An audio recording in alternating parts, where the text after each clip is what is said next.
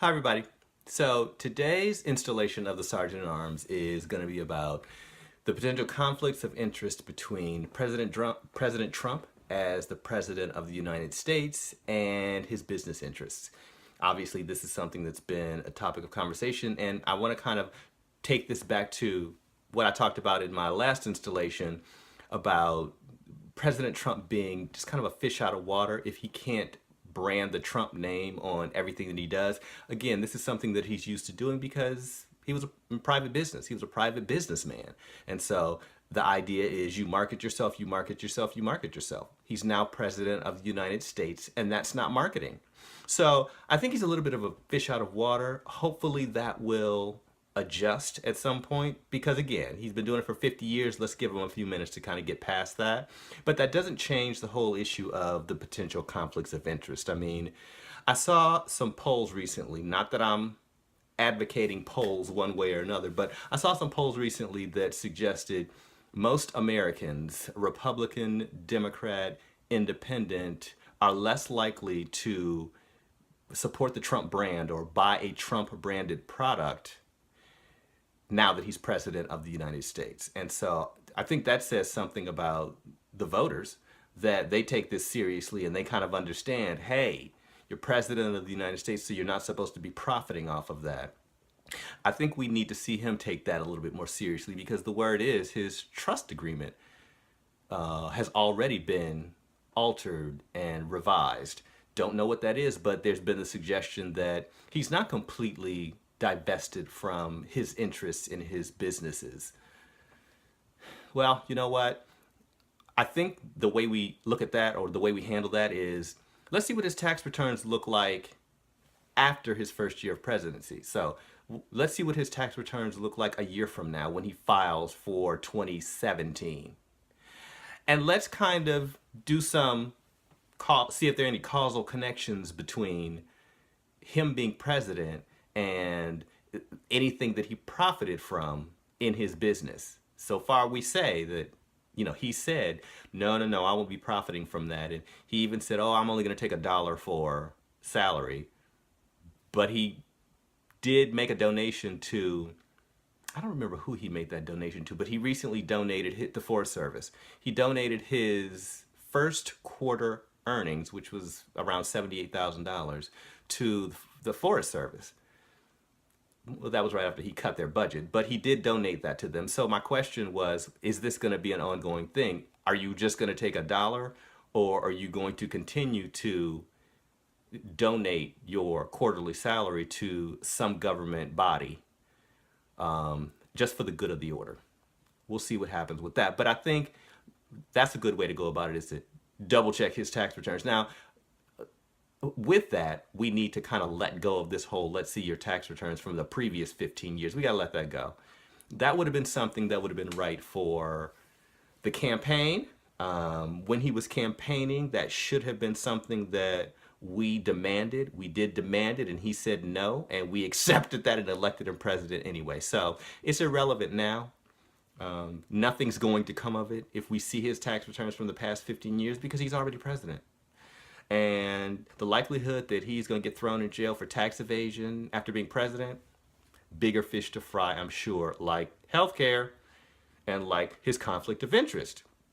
And so, let's go back to one other issue that's a conflict. It could be a conflict of interest, and that's just, with his daughter and his son-in-law, Ivanka Trump and Jared Kushner. So now Ivanka and Jared are official federal government employees that don't draw a salary, but are a part of his cabinet.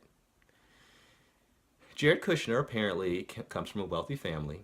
He's got significant holdings of his own. Ivanka Trump comes from a wealthy family, has her own business, and has significant holdings of her own. And the word is that they haven't completely divested themselves from their holdings. They say, no, we're letting that go so that we can be a part of this administration and do what we can to do good work for the people of the United States of America in support of our father-in-law.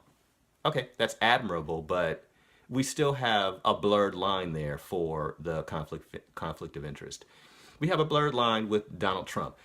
Now, let me also say, we can't judge him too harshly for being a billionaire prior to becoming president of the United States. We've had more than enough presidents who have been rich, rich men. Both of the Roosevelt family is a wealthy family. They always have been. They were wealthy before they got to the White House. Teddy and Franklin were wealthy before they got to the White House. That's nothing new. So we've had wealthy presidents. The Kennedy family. The Kennedys were rich well before President Kennedy became president. So it is possible. Nelson Rockefeller, he was vice president under Nixon at one point. We know the Rockefellers are rich people, so let's give them a break on the you were a rich guy and so you need to not be president of the United States, or somehow that precludes him from being responsible as president of the United States, or they have to give it all up. I think we need to not expect them to give it all up. I think we can expect them not to profit from the presidency.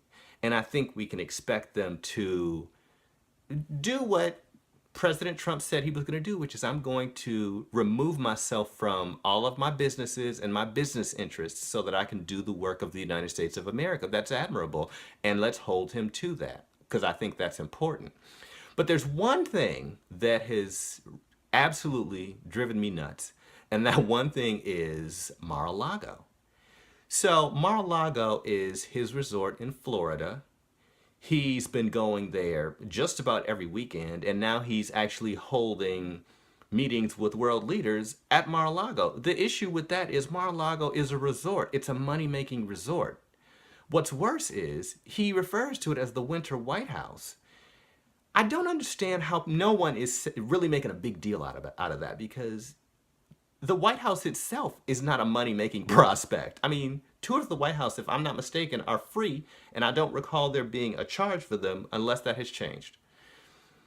So for Mar-a-Lago to be just termed the Winter White House, bad choice of words at the very least.